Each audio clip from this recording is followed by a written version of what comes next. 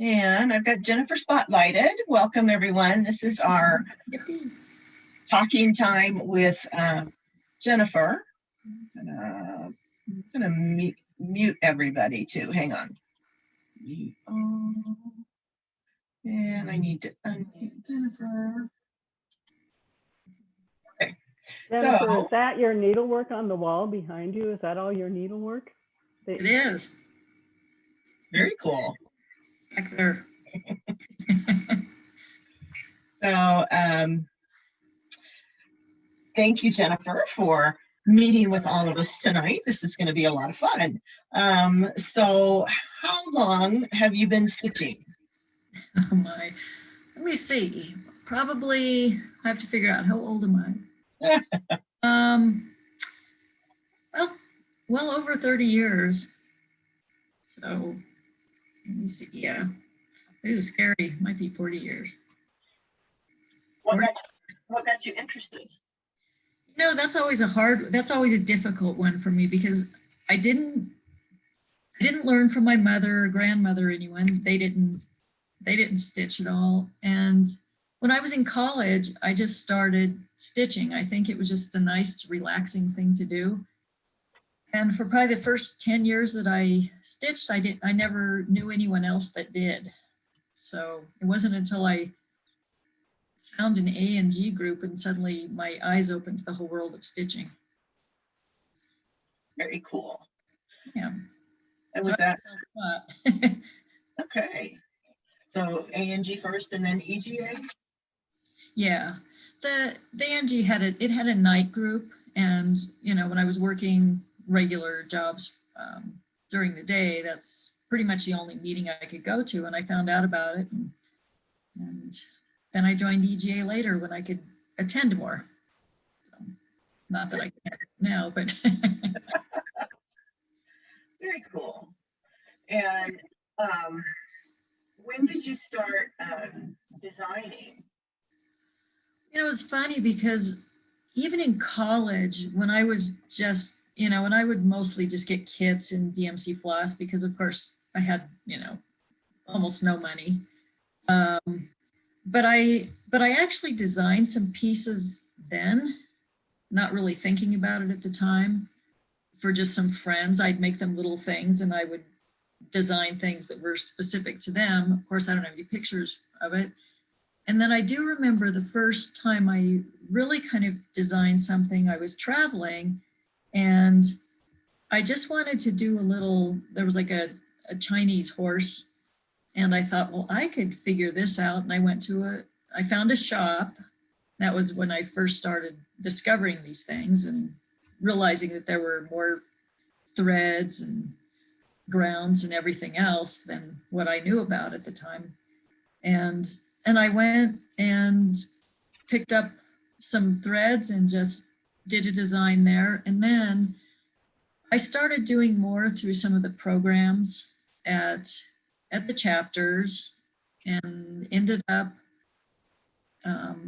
going through the NAN certification program. And the kind of funny story with that is I was taking Board Ladies, I think, and it was a pilot class with Kayla Hunt-Tyler.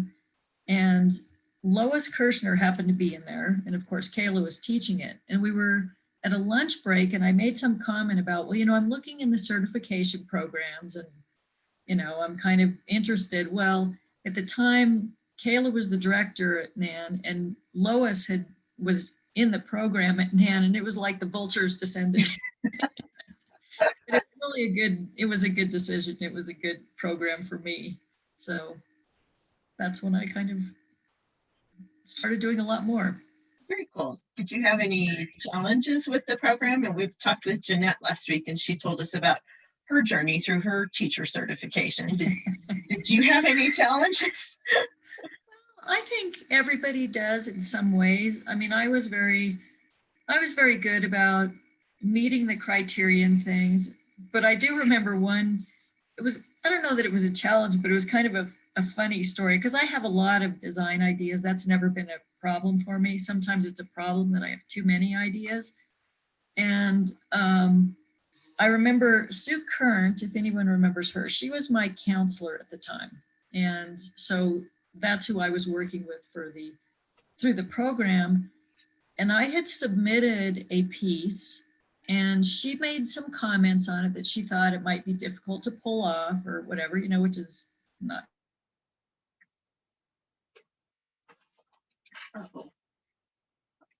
completely center, like two completely different designs. I didn't like try to fix that one. I just started over. And it was so funny because I think she was just shocked. And it was like, it didn't matter to me. I think she thought at first, it was like, oh my gosh, I hurt her feelings. I'm like, no, let's go to a different design. So I just let her pick one. And I think it was just pretty funny because she didn't know how to handle that at first, but once we had a laugh about it, then we were all good. So Cool. It's a good program. Yeah. And then I also remember from your bio that you're a certified judge as well. What was that process like? Well, the judging process it's a couple years. I think it took me a little longer only because because you have to do judging at different venues. And it took me, because I had to do either ANG or Woodlawn. Those were the only other two. And it took me a year extra so I could get into ANG to do trial judging there. And so I enjoyed the judging program at NAN. I'm actually now the director of judging at NAN. And I have judged a few times for ANG. And well, I was going to judge at NAN this past year, but since since there was nothing live, it's really hard to judge things when I'm live. So that's true. But I enjoy the judging. I think one of the things about the programs, a lot of people, might be intimidated, but it's a really good way. And I went into it at first so that I could improve my stitching and just learn more and learn more about different techniques, which I did do and have continued.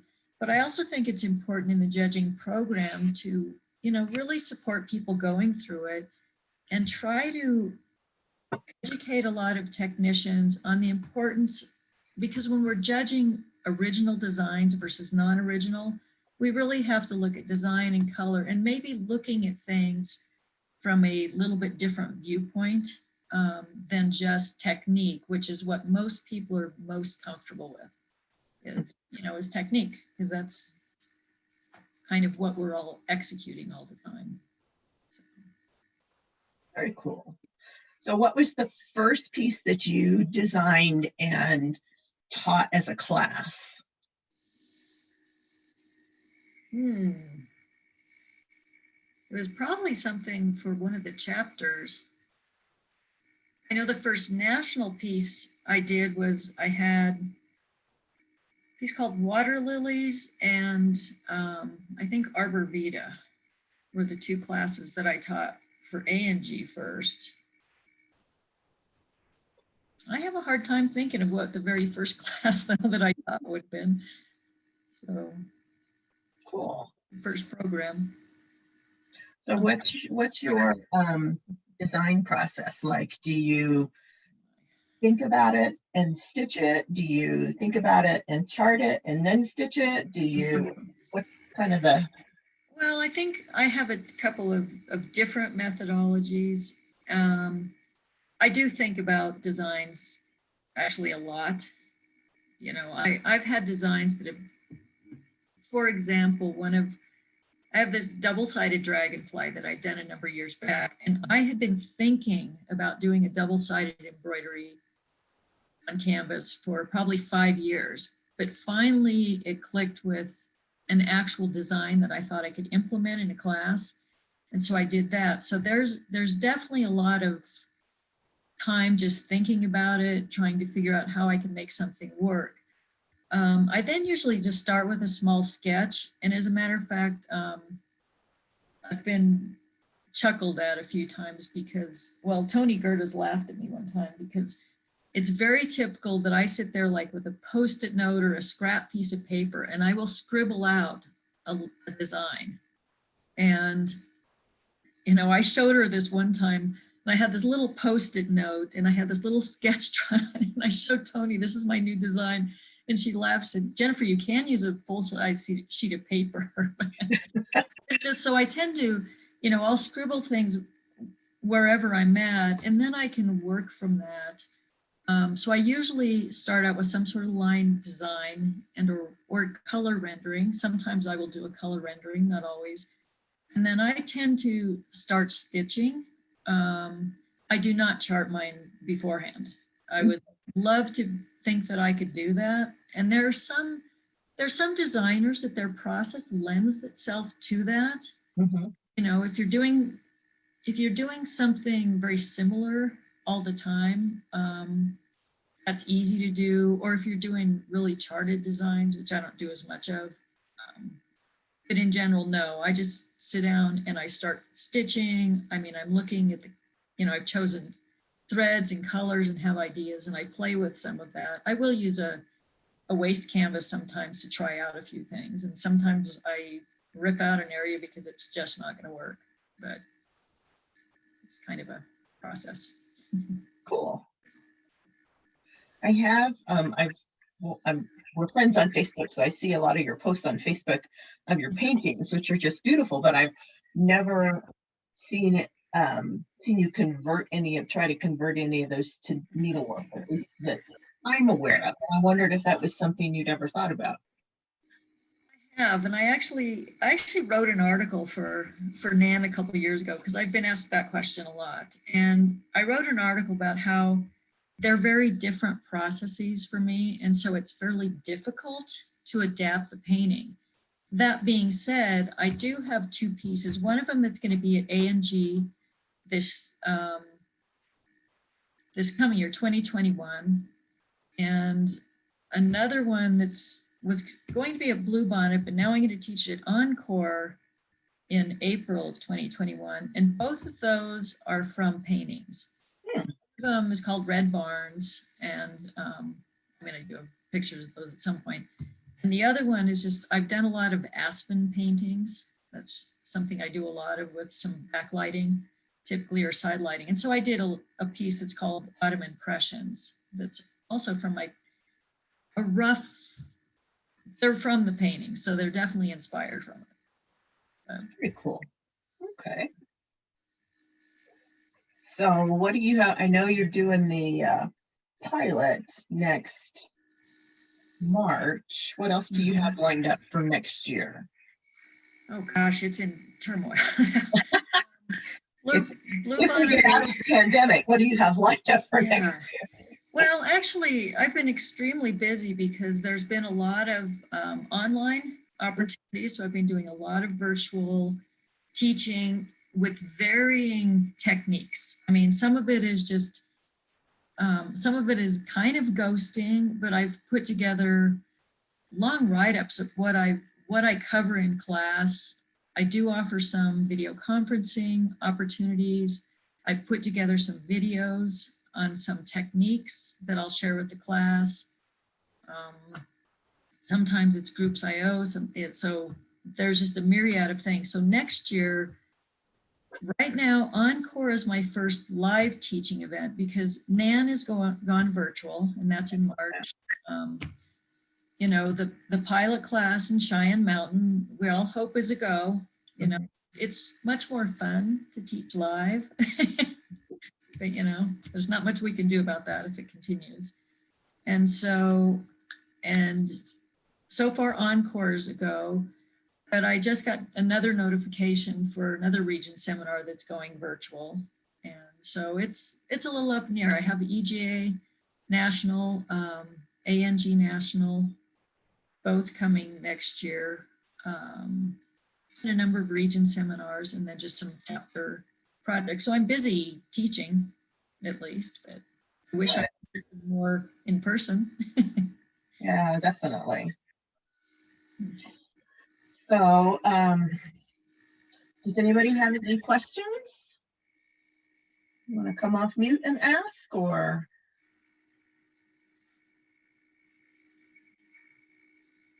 I don't see anybody coming off mute. Do you want to go through some of your pieces? You said you had some that you would be able to Sure, share. I could show a few. You'll let me share screen. Yeah, it should let you share. All right, let me, oh geez, I have to find my directories. I hate this, sorry.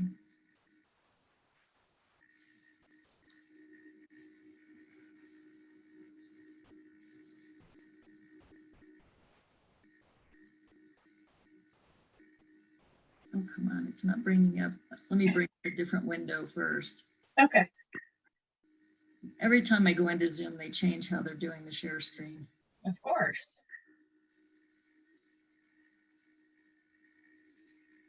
I'll bring up the right. I'll bring up the right. Sure. Okay.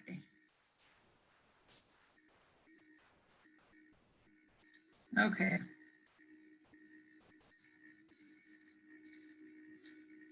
All right, let's see what we can see. So somebody, you were asking about one of my pieces from Oh, from your paintings. like a painting or sketch. Well, this is very typical of what I will do is I will do a value sketch.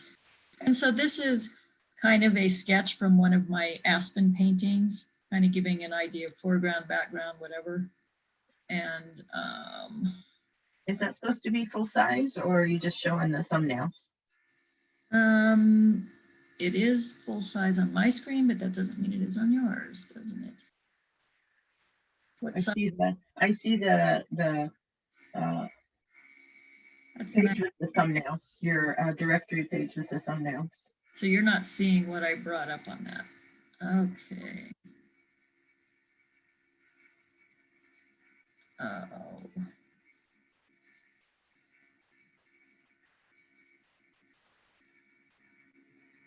Let's see if that works. Can you see it now? No, it's still Just the thumbnails. Yeah. Is it opening on the same screen, or is it opening on a different screen for you? I was just opening it full screen on mine. When you shared, did you share an application, or did you share your entire desktop? I just shared this window that you see all the thumbnails on. Yeah, that's probably it. It's only going to show us the window that you shared, not the window that you opened. Of course. Yeah, let me see what if I can resolve that. Your screen sharing. Let's see what I can do. Share.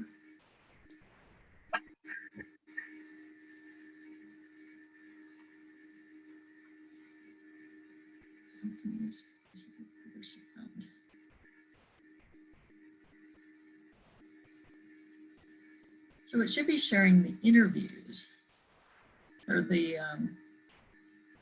directory. So I can see the directory with the thumbnail. Right, and so if I open one of them, you don't see it open though.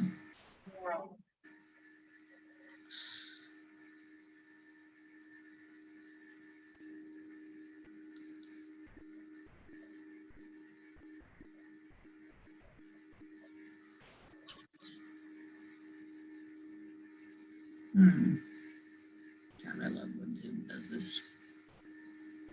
Screen sharing.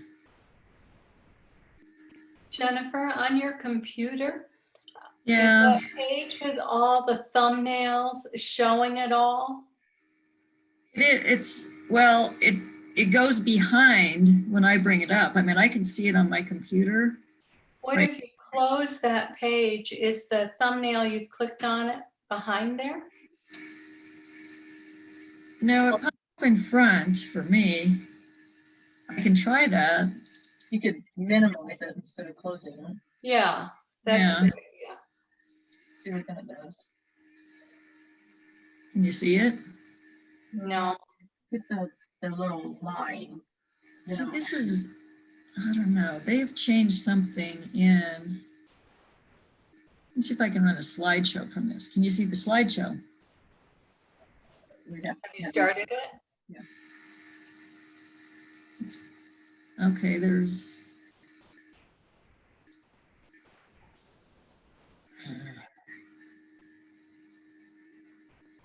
Yeah, you're not seeing anything except the one screen, right? Yeah. Well, Why don't you stop sharing and then try to share. make the screen you want to share primary and then try to share again and see if that doesn't. Yeah, I can do it one at a time, I guess is how we can do it. So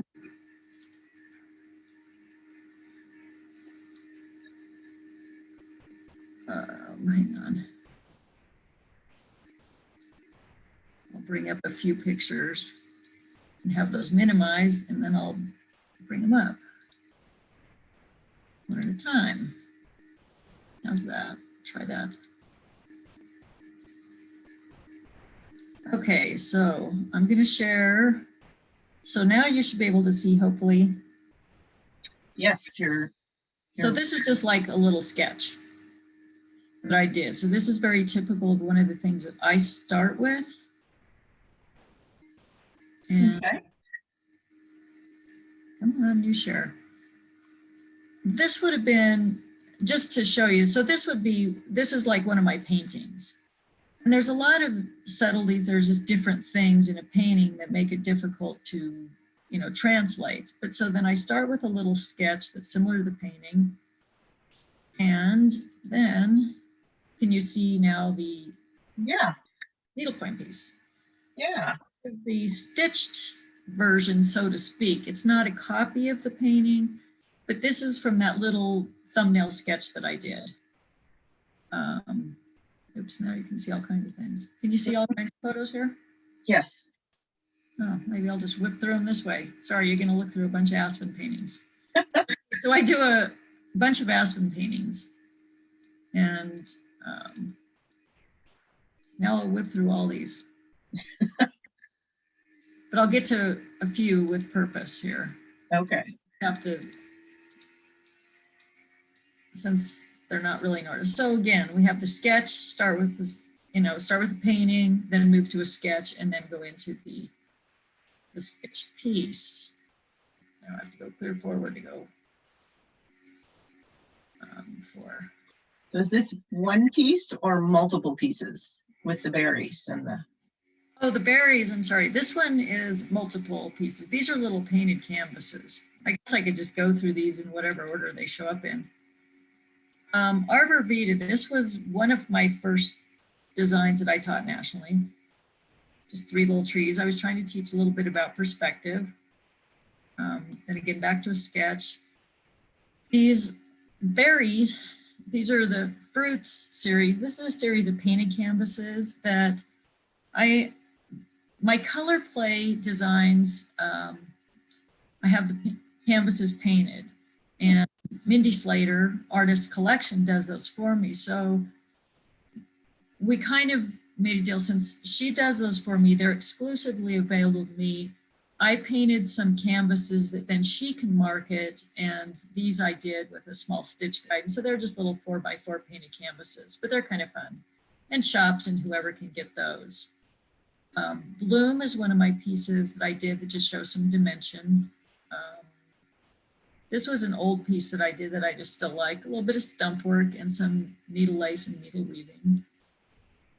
This was a class on pulled work and perfect circles. This one's also on circles. So I always try to, most of my classes, I try to bring some sort of concept related to color or design into the class as a concept to be teaching. This is another set of the fruits. So these are the citrus versions of little painted canvases. So this is a very disjointed way to present all these, but easier than going in and out of every screen. So, Autumn Leaves, this is a class I'm also teaching at A&G again this year. This is an encore. This is the painted canvas that I start with. I'm going to jump ahead on this one. And this is what it becomes. Oh, wow. So what I like to teach here is the interaction of color and using color in a painted canvas not to direct, well, not to copy what's painted on the canvas, but to use those colors and how they interact with other colors on the canvas. And that's what my whole series on the color play classes are, which I started with. This was the original color play. And that was the concept behind this, is to see how color impacts the thread and the whole design. And each of these hexagons here is done, for example, this is all done with the exact same thread and color. It's just that when you use a painted canvas, the colors on the canvas also appear to change the color of the thread. And so the power behind that, and it's really a fun class. It's kind of fun. I mentioned earlier the double-sided embroidery. This is the dragonfly that I designed, that I've thought about for years. And how do I make this happen so that I could teach this technique? So this is one side and this is the other side. I also teach how to change the colors. So notice the wings on this one are different colors on the front and back, or back, front, doesn't matter. And so this is just really a technique on, and this is one piece of canvas, back and forth. How do you stitch in a reverse, with reverse. How do you tie off your threads doing that? Hey, that's primarily what you learn in this class, is how to manage your threads, how to begin and end your threads very purposefully and very thoughtfully. And that's why I think it's important. Why I want to teach this class more is because this can improve all of the rest of your stitching. People tend to not think about when they're starting and ending threads. We're always flipping over. We talk about burying threads. I, more often than not, and I can't say exclusively, but more often than not, I begin and end all of my threads on the top of my canvas as I'm working. And this it teaches you that technique, because what it makes you do is you think about where your thread's going to enter the canvas and where you're going to come out for your first stitch and how that's going to react with as you move forward. And this is, so when you're doing double-sided embroidery, that's just what you have to think about more than anything, is how do you start and stop? And so it's really a fun lesson. This little piece is a new piece that I'll be teaching at ANG. I'm piloting this. My screen just went away. We can still see it. Oh, gee. Hopefully it's just a little blip on mine. I don't know. Hopefully it's not my screen time, because I can't see where I'm going now. But anyway, this flower power was just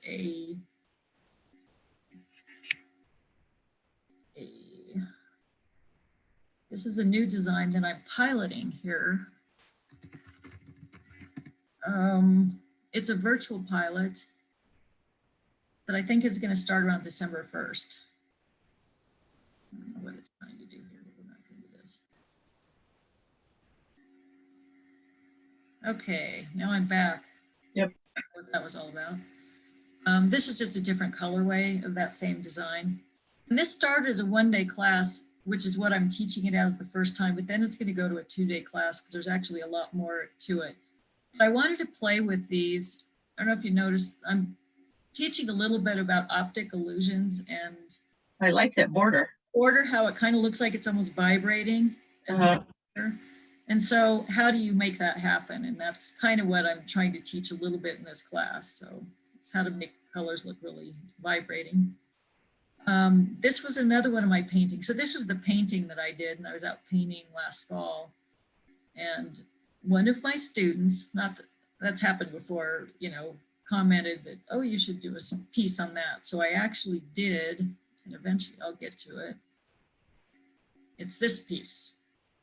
So that's what that painting became. I had to simplify the painting. And so this is what I'll be teaching at ANG next year. Very cool.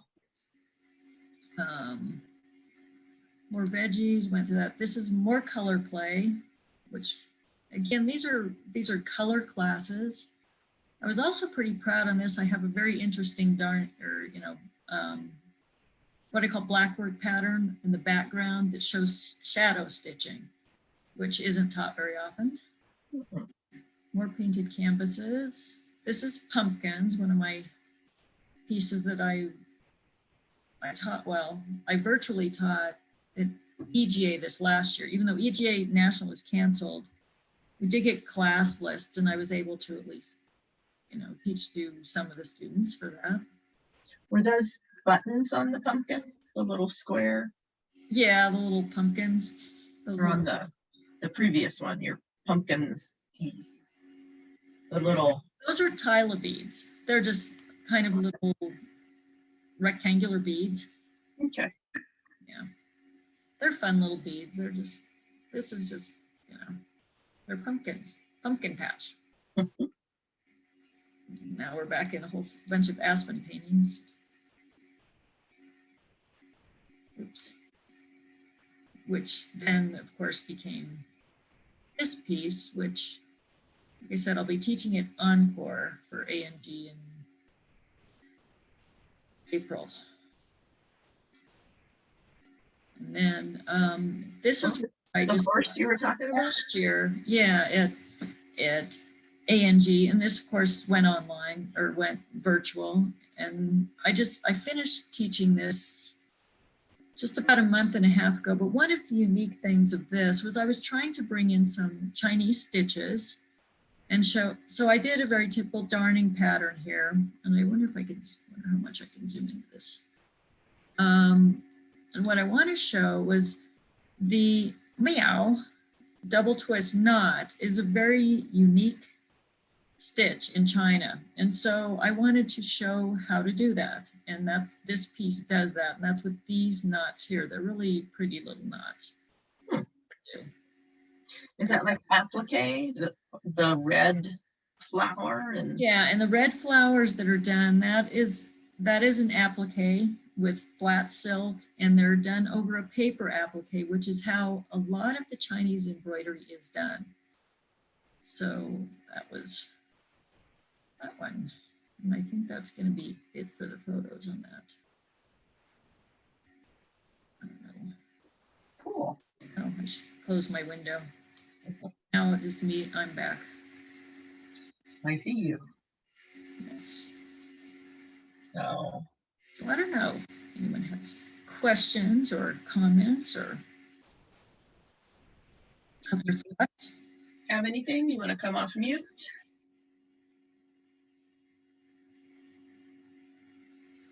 I don't see anybody. You have them speechless. I'm curious about something. Uh-huh.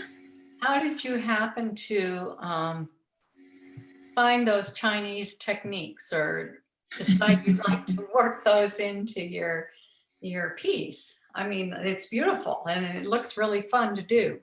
But that's unusual. It's totally new for us. Well, and one of them particularly is the double meow nut. So you can all blame Pat Dalton. Thank you, which she's on here. It's on there. It was, oh gosh, 7, 8 years ago, longer than I tend to like to think it is, when I went to China on one of Pat's tours. And it was really interesting. I mean, they're great tours, but one of the things that I decided that I would do on that tour is I started, collecting samples of the different embroideries and the different types of embroideries. And I also was photographing and in a couple of places I had the opportunity where one of the, usually, the women who were showing us the samples or doing that kind of embroidery, we could sit down and she would show me the technique. And so I tried to practice it a little bit.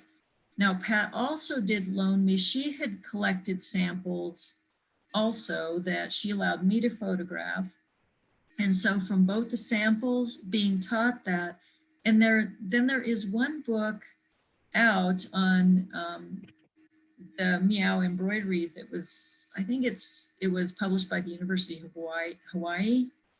And it does show a lot of the stitches and techniques that are used in the Chinese embroidery.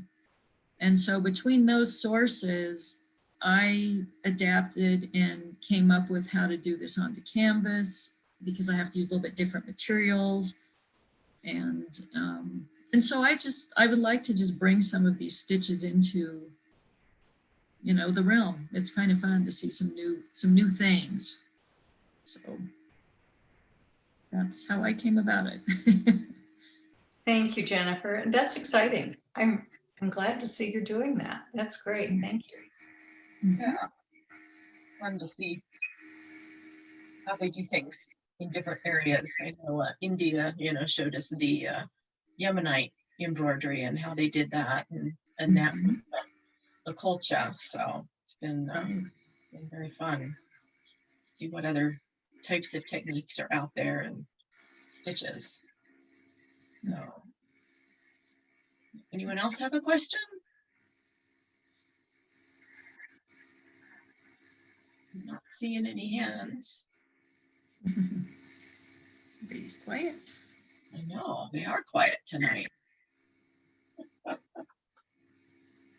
So, what was I going to ask? Is there any of the chapters in the region that are looking to have you do a class?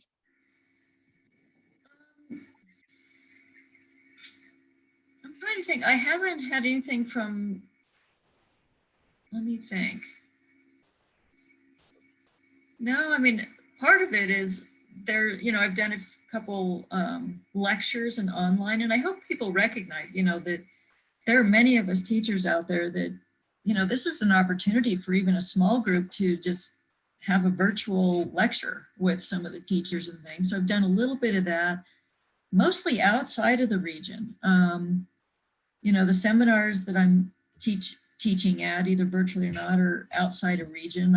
I've got a number of EGA groups from back east and in Texas that are doing things. And then right now in the Rocky Mountain region, that I can think of. Then again, my calendar's kind of, it's like, oh my, hopefully I'm not forgetting something, or it's on my calendar, but yeah. Okay. Jennifer, would you ever consider doing that Chinese horse for a class at one of our groups? Absolutely. Just wondered. It looks neat. And then we could do those Chinese knots, those meow knots. Yeah, and it's kind of fun. And that one I did teach virtually. And so I did put together, I do have a pretty good write-up. Both my pilot was virtual and ANG was virtual, and I think it went fairly well. They went quite well with that. It's I know not everyone is into, we all have our own preferences and what we like to do, but I think there's some interesting learning things. And I did put together a couple videos on that knot just to show it, because it's kind of hard to describe for the knot. But it's a really pretty little knot. It looks cool. Mm-hmm. Very cool. So you bet. I'm happy to do classes. Yeah, that would be good. Much prefer in person, but. Someday. Or you could do a sampler with different Chinese stitches on it as a virtual class. Mm-hmm. Yeah, and that's definitely a thought. One of the things I did when I was designing that horse was I was going to do a series of horses, which I still may do. It's called A World of Horses, and that was the first one, the Chinese. And then I was going to do some, like the Swedish Dalarna horse, if you're familiar with those. And I was going to bring in a couple Swedish techniques, like the Navarro. Yeah, I think I'm saying that right. The Navarro technique, that's a Swedish technique of embroidery into that horse. There's a couple really cute, like Mexican folk horses that I would bring in some stitching that is unique to different parts of the world in conjunction with these horses, but we'll see how that goes. I have more ideas than sense sometimes. But. Do you make like a list to keep track of them? Or do you just keep track of them in your head? Oh, sometimes I do have a couple lists, but I keep a lot of them in my head. And I have little sketches all over the place. So that's, Well, the sketch is something like just to make sure to remind you. yeah. Yeah, I have notes on like the horses though. But, so yeah, we'll see what I come up with. I mean, I do like the idea of a sampler. That might even make more sense for people because there are quite a few. There's one stitch that I remember from China that was, oh, it's amazing. They make this woven ribbon and they start with filament silk and they do a folding and stitching with this ribbon. I would almost call it ribbon work. And I sat down with this gal and she showed me it and I did quite a few samples, but I need to practice it some more because it was really hard to get it right, but it's beautiful. It's just a beautiful and really unique effect for stitches. It's a little bit raised. It has a little bit of dimension to it, but not a ton. And they kind of look like little triangles coming up out of the canvas or the fabric. That sounds cool. But we'll see if I get around to that sometime. Nancy Miller has a question. There you are, Nancy. Okay, I think I unmuted. Yes.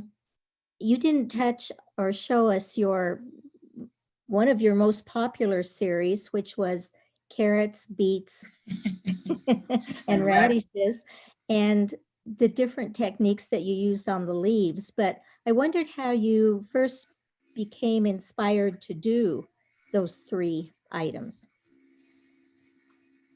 Hang on. I will answer you in a second. Oh, I thought I brought carrots out here somewhere. There they are. I've taken a couple of Screen those, on and those. they are fun. Yeah, they're fun. I'm going to share the screen on that really quickly just so people can see that. Okay, so these are the 3 veggies, as Nancy was asking about, the carrots, radishes, and beets. And as you said, the tops of these were all a little bit different technique. The carrots I was using at the time, it was DMC memory thread, which has since been discontinued. So I have the last probably 10 packages of that, and then it's gone. The radishes, I used a little bit of stump work for the leaves, and on the beets, I did a little bit of needle lace and needle weaving. And that was just to give people a little taste of a different technique on canvas, but something they wouldn't have to commit to a whole class on, like for stump work or not, to just find out if they like to do it or not. The inspiration for this started really with just the carrots. And I was going to propose to Anaheim, and it was A&G that's going to be in Anaheim. And so I'm thinking, well, what besides Disney is California? And it just popped into my head. It's like veggies. So I figured I'd do carrots. And it was really that simple in that effect. But when I did the carrots, I spent a lot of time with the color theory on this. And there's 2 primary color harmonies going on, but one of them that tends through all of them. So I have these orange carrots, and I did with the band samplers, and the color isn't great on this, but there's, come on, I can really do this. It doesn't want to zoom on me. There's repeating bands, and they start with kind of a yellow into orange and into red, and you can see it in the checkerboards of each of these, what looks like kind of a checkerboard, one of the bands. So I was working with an analogous color scheme, and that's when those colors are next to one another. So when I did the orange carrots, I had a yellow, orange, and red complement in the bands. Well, it's not really a complementary color, they're adjacent colors in the color harmony. So when I moved to radishes, I wanted to carry that same thing through. So with the red radishes, I shifted from orange to red. And so I shifted the bands from yellow, orange, red into orange, red, and violet. So I'm stepping around the color wheel. Beets, I took another step around the color wheel from orange to red into red, violet. And in my bands or checkerboard from the yellow, orange, red, I went to orange, red, violet, and then red, violet, and into blue. So I was kind of going around the color wheel within a design and across the series so that they all have a lot of harmony when they work together. But they're fun pieces. And yes, I've been very fortunate that they've been very popular. Really cool. I think Michelle has a question. Michelle, your hand is up. Can you come off mute and ask your question? Yeah, I'm intrigued by the twisty trees. What was the inspiration for those? Oh, I didn't even, oh, I see if I could find those. I forgot about those. Twisty trees. There they are. Hang on, I'm going to share these on the screen so people can see that. Where do I just stick them? There they are. Can you see it? Yeah. Okay, so twisty trees. My inspiration for this was, well, first of all, I think many people are familiar with what a lot of people call the Jean Hilton stitches. She popularized them. These are stitches that have been around for, the 1880s is about the first reference I know of for these stitches, this family of stitches. But they're really fun, and they're often referred also to as the geometric stitches, or the twisty stitches, as Carol Lake and Michael Boren call them. Almost all the time, what you see them is in just set within an outside shape or in a square format, some sort of geometric format. And I decided I would like to just get outside of that box and show people that these stitches can be used for a lot of different things. And so I created this landscape scene, twisty trees, out of geometric stitches. And so that's how it was kind of the inspiration for this. And it's just kind of a fun piece to do. I like your mountains in the background too. Yeah, these are the 3 colorways. And that just shows you the concept. These are all partial crescents and or Jessica stitches, as they're known. And so you can just create mountains in different shapes with them. So it was just sort of a get outside of the box and recognize that, these stitches are used in a lot of places, and many designers use them. Of course, there's nothing new about these. So do you stitch all your own samples for your teaching, like these 3? Did you stitch all 3 colorways? Unfortunately, I do still stitch on my own. Now, the black colorway was one of my students in the class because I just didn't get around to all 3 of them. But normally, yeah, so that was the first time I've actually had anyone else stitch one of mine. And, but yeah, I'm not that fortunate. And partly if I were to chart my designs first or something, then I could do more of that with colorways, but I'm not that smart. I don't know. I don't think I'd use that, Jennifer.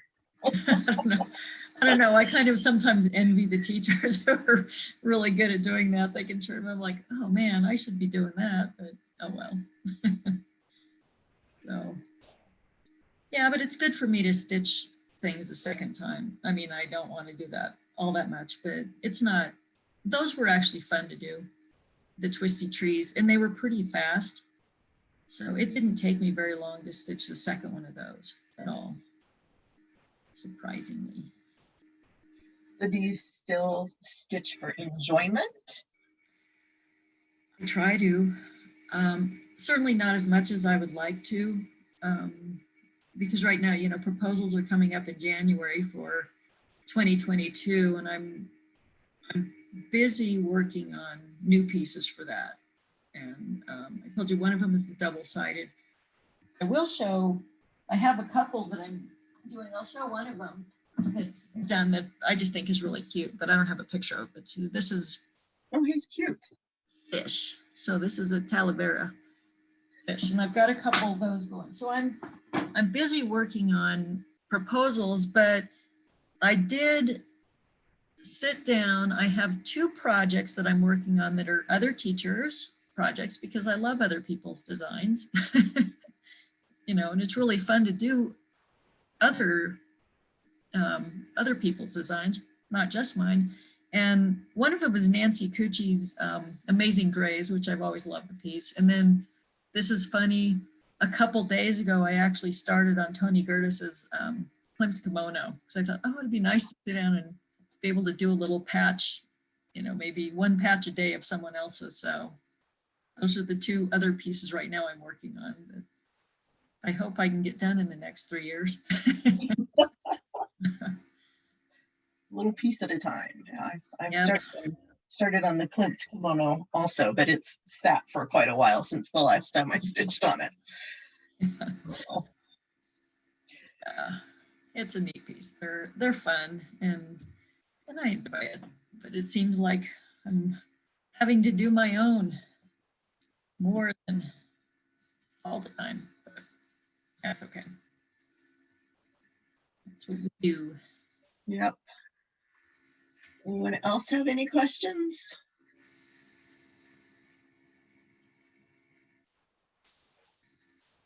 Don't see any. I don't see hands up or hands waving or coming off mute.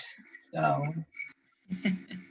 thank you so much, Jennifer. This was a lot of fun. Fun to see what you've done, because the only thing I probably had ever seen was the carrots and the radishes and the beets, because I know everybody at the Colorado chapter did those, and so I'd see those a lot, and haven't seen very many of your other designs. So thank you so much. It was a lot of fun. I enjoyed it, and for sharing this. Well, Jennifer, I'm getting more excited about a sampler of Chinese stitches. Dang, it's For a another virtual idea. Like I class. don't have enough. Right. Well, you know, that might not be a bad idea to do sort of a small lecture program thing on that. You know, I'll put that in my little list of ideas. Yeah, good. Something small. I appreciate that. Even though I don't need more ideas, but I do like that. And I'm happy to have people make suggestions. But I do want to say thank you, Trudy, and I do appreciate you arranging these, putting them together, and I appreciate everybody who came on and decided to spend, you know, an hour tonight with me, listening to me. So it would be more fun in person, but we're glad we can do it. it would be, and we're all hoping that in a year or so things will be normal. Well, hopefully it won't take that long, but I hope it doesn't take that long. yeah, So Well, we sure appreciate you taking the time to be with us, Jennifer. Thank you. thanks. thanks very much. Have a good night. All right, everybody. Thank you. Bye-bye. Thank you, Good Trudy. to see you. Bye-bye. Take care. you. Want to wave? Bye. Recording.